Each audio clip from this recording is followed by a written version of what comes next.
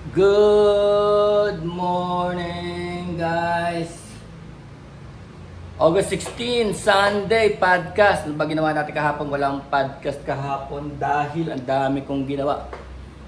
This one is, This one is the artwork. Kinuha ko kahapon sa Quiapo nung umaga. Quiapo. Kinuha ko yan sa Bahay Nakpil, no? So, Bahay Nakpil. Search nyo lang Bahay Nakpil, no? Ano yan, may landmark, historical landmark kasi ano siya, naging tahanan ng mga Katipunero. No, Bahay Nakpil Bautista is an ancestral house in Bautista Street, Quiapo, Old Quiapo. 'Di ba nandito sa kanan yung Quiapo Church? Doon sa other side, no? So gagawin niyo, papasok kayo sa ilalim ng tulay, no? Para maka-U-turn kayo. Tapos nasa other side, parang side ng San Sebastian Colleges. Centro CEU, Centro Escolar. Yan, no? Ito, nandyan yung Bahay Nakpil. Medyo, may video tayo niyan eh. Medyo parang looban siya, no? Maraming binibentang, parang Muslim garb kasi parang may lugar ng Muslim diyan sa area na yan. So maski mga Jakarta clothes, no, mga sa iba-ibang bansa na Muslim countries na ibebenta diyan. Halos covered yung mga ganun, Muslim women. Of course, malapit yan sa pier, so maraming tindang mga goods na galing pier, no.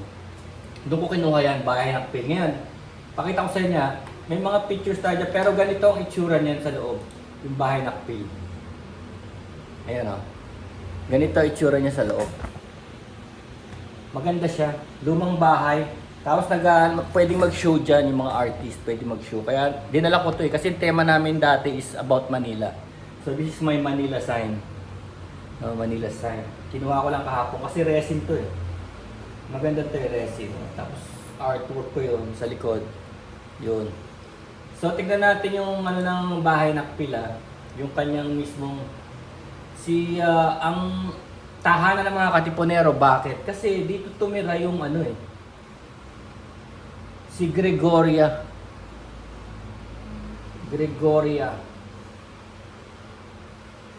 del Pilar, no?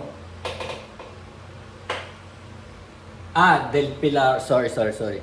Gregoria de Jesus. So, the widow of Andres Bonifacio. No? So, nung namatay na si Andres Bonifacio, ang kumupkup sa kanya itong si Julio Nakpil. Kaya naging Bahay Nakpil. No?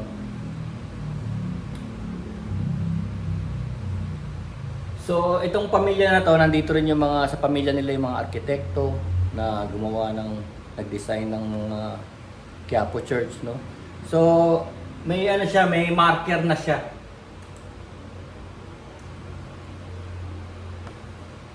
Puntahan nyo, kaya lang tawag dito, open lang siya pag Saturdays hanggang 4. Doon lang siya open. May marker siya. Ito yung bahay, oh. Ito siya, oh. Ay, hindi pala. Nag-ano rin kami dito, ah. Ito yung marker, ang bahay ng mga Nakpil at Bautista. Yan. So, historical marker na yan.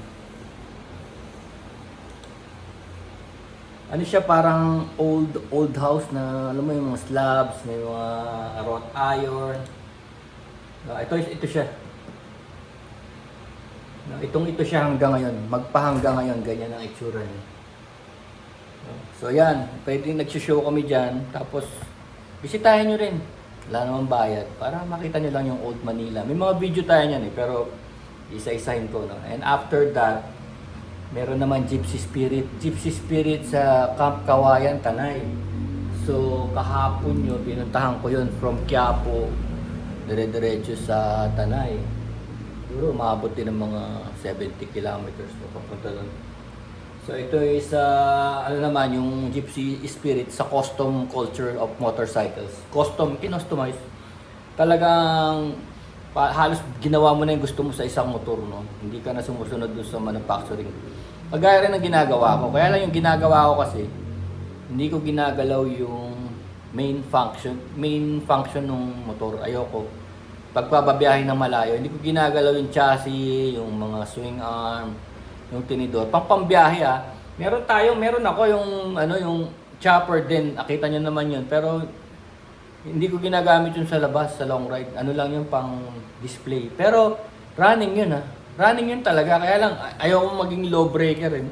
Tsaka nakikita nyo naman yung stresses ng mga biyahe. Yung mga stresses ng mga biyahe sa motor, matindi, di ba?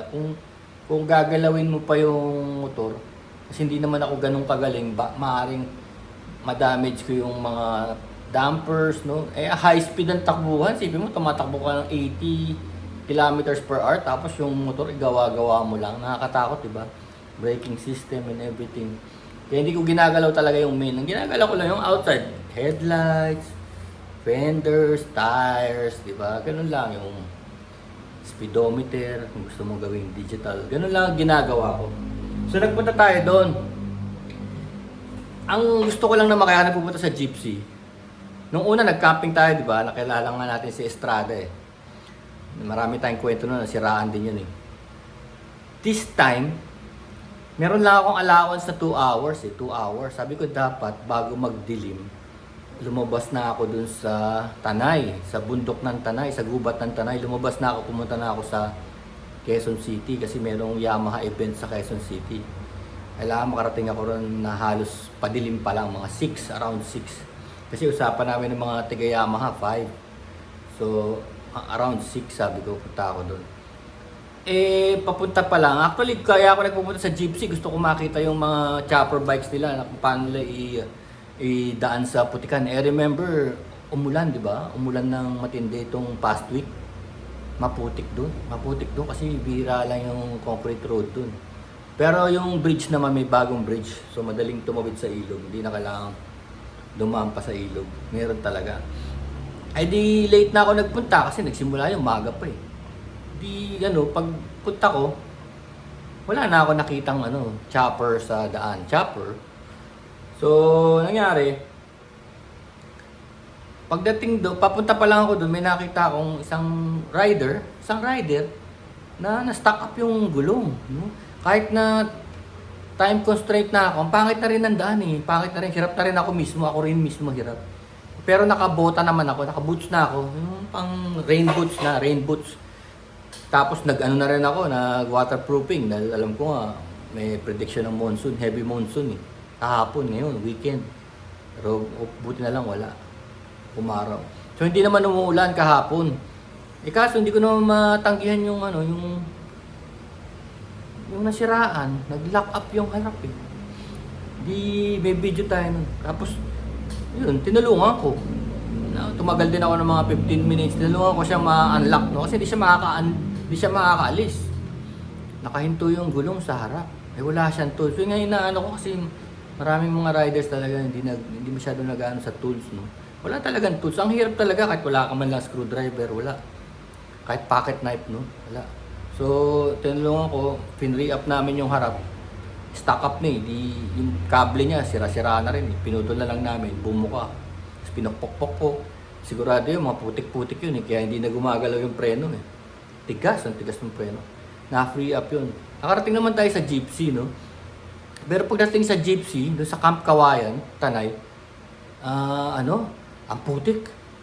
May video rin tayo nun. Ang putik talaga, sobra. Tapos, ang daming nag 4x4 ba? Parang nawala na ng... Hindi na makakilos yung mga tao freely. Kasi mas malala na nasa ibang area. Mas malala ang putik. Na-stuck kami doon sa may mismong entrada na sobrang putik na rin. Maraming umalis nung bandang 5 na, ang dami na rin sumama sa akin, no? Doon sila Mel Aquino dumating, tapos si Jorge Jacinto, yung organizer, nandun. Hindi ko na nakita yung iba kasi pagdating ko, paalis na rin yung iba kasi wala na silang balak mag-camp out. Actually, walang place eh. Walang place for camping. Doon sa dating pinipwestuhan ko, dahil dati kasi sumama ako, wala nang place sa sobrang putik. Tas maraming motor, siguro may mga 50 pa na motor. Ganun. Di nag-aalisan sila, ang dami nag-aalisan, daming umalis. Sumama ako, hoping na subaybayan ko sila, no. Makita ko man lang kung paano sila umandar, sabay-sabay kami sa putikan. So kung makita. Eh di huli ko, nagpahuli ko. Aba, may nakita na naman akong nasiraan. Di ko na naman matanggihan. Kasi bakit mo tatanggihan? Asa gubat nga kayo, isipin mo yun. Tatanggihan mo, nasiraan yung tao. Kung ako rin mangyari sa akin yun, di ba gusto ko rin may tumulong sa akin. Mag-isa lang ako. Mag-isa lang ako this time, solo. Kasi ngayon, mga PG1 nandun na sa Quezon City dahil meron nga ang event. Tinulungan ko na naman to, napatid yung kadena niya. Napatid. Tools na naman ang kailangan. So, ayun. Buti na lang may baon siyang parang lock. So, yun, nailock yung kadena na. Ay gabi, tumalis na naman. So, hinahabol-habol ko yung mga choppers, no? Akala ko, dapat sana aabutan ko eh. Hindi ko na rin naabutan kasi nagtagal din ako dun sa batang dun sa rider na naputulan ng kadena, inabot din ako 15 minutes. Dumidilim na. Kailangan mag-out na ako na talaga ng gubat ng bago magdilim, bago totally magdilim kasi wala mang ilaw doon. Walang ilaw, madulas, maputik. Kailangan mag-out na ako. So naubos na yung oras ko. Pag nakita ko yata yung mga choppers parang tumigil sa tindahan. I don't know, baka nag-CR, ganun. Natingin ko baka hindi sila yun kasi konti lang nakita ko. Marami sila maraming nauna eh. No? So yun ang alternative ko, kung huminto sila ro pero hindi ko naman nakita yung mga bikes nila o nauna na sila. Siguro sa 15 minutes kong kaka-repair ng pangalawang bike, nauna na sila at nakalabas na sila ng gubat nang walang aberya. Walang aberya. Nakalabas na sila kasi never ko na sila nakita. Kahit sa daan, hindi ko na sila nakita. Either naiwan sila doon sa gubat pa o nauna sila. So, wala tayong masyado nakitang shot ng running shot ng mga chopper na nasa putikan. So, yun, diretso ko sa takbo na naman ako sa Quezon City. Pagdating sa Quezon City, wala na doon yung mga Yamaha pagrupo ko, wala na.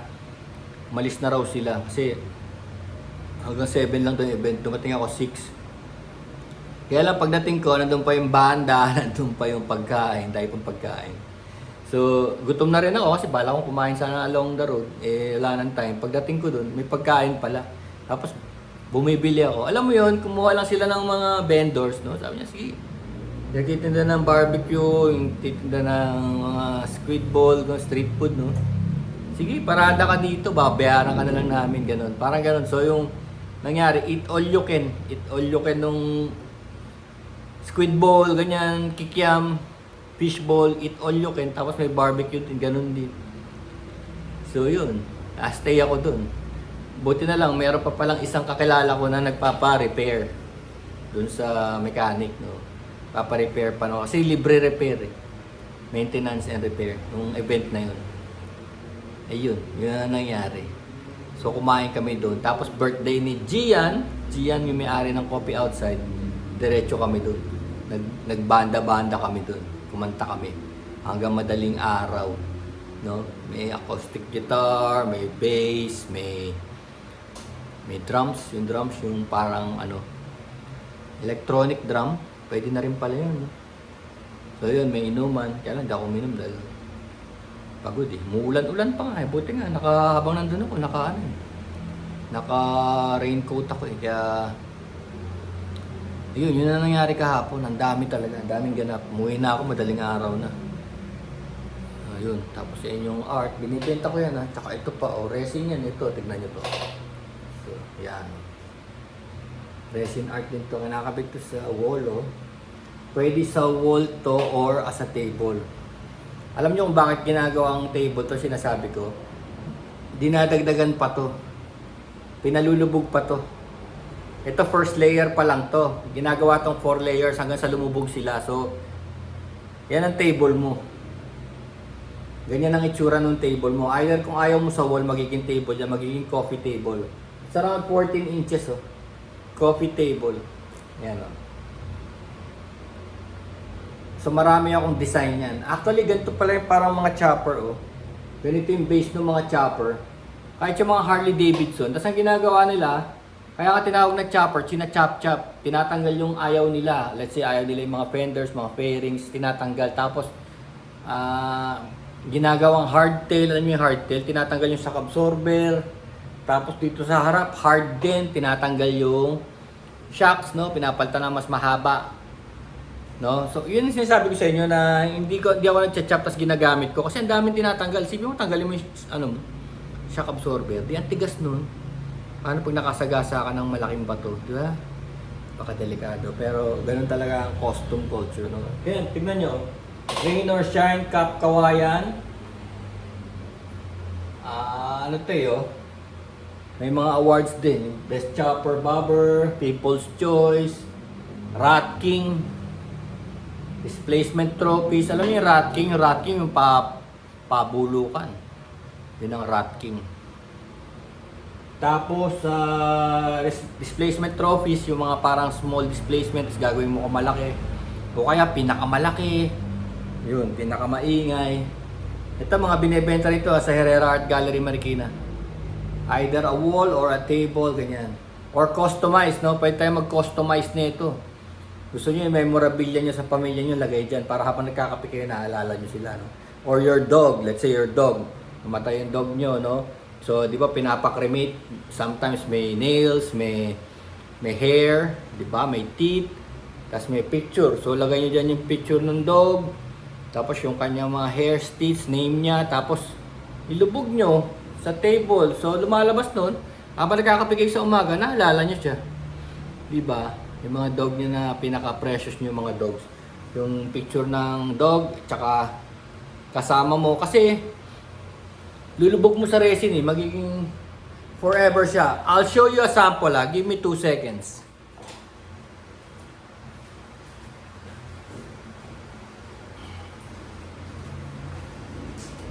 This one is a family family. Yan, mga pictures, mga old pictures, no? Yung slippers ng baby ko, nung baby pa siya, hindi na siya baby ngayon. So, yun. Pwede mo gawing table yan, no? Actually, itong mga nakasabit ito yung nakakasabit sa refrigerator. Tapos minove ko yung refrigerator ng ibang room. So, kailangan kayo bagsak lahat. Di ko na binalik. Nilagay ko na lang dito sa ganito. Yun o, yung magnet na yan, no? From places, no? Baler, La Trinidad, Benguet, Baguio, ito, saan ba to? Thailand, di ba? So, yung rep magnet. Kasi sinampulan ko lang kung anong reaction ng resin sa pictures, no? So, walang problema. Tsaka, ultimo itong mga nakaangat na to, like this one is first layer lang. Ito kung nakaangat na to, preserve na rin, matigas siya, oh. Nabagsakan na rin ang resin, eh. Napapreserve siya. Kahit hindi pa siya lubog. Pero syempre, kung gagawin mo itong coffee table, lulubog yan. Lulubog yan, pati ito, oh. Pati yung sleepers, lulubog. Para maging coffee table. So yan. Herrera Art Gallery. Anong oras na ba? Ay, grabe, 18 na. So yun yung nangyari. Lahat yun may video tayo. Mag-upload na ako isa-isa. No, problema ko lang, maganda yung jamming namin. Kaya lang, nung birthday ni Gian, no, sa Coffee Outside, Pasco Street, Pasig. Punta kayo doon, araw-araw meron dong tambay ng mga nagmumotor. Everybody's welcome ha, hindi yung porque may brand ka lang, everybody's welcome doon sa tambay na yun. I'll try ha, kasi tinatamad na kasi ako, tambay kasi gabi. Eh minsan maghapon ako dito, parang tinatamad na ako lumabas. Pero kung galing ako sa labas, pwede. Dadaan dun. Eh, pag nandito ako sa bahay, tapos lalabas pa. Hindi naman masyado malayo. 15 kilometers away lang. Kaya lang, gabi lang kasi. Well, anyway, yun. Punta kayo doon. Welcome kayo doon. Pasco Street Coffee Outside. Magkita-kita tayo doon. Sabihin nyo lang.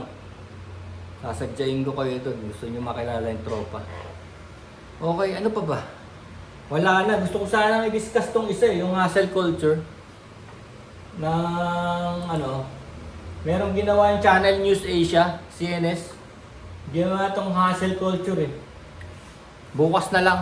Podcast tomorrow kasi 20 minutes na. Peace, brothers. I love you. I love you all.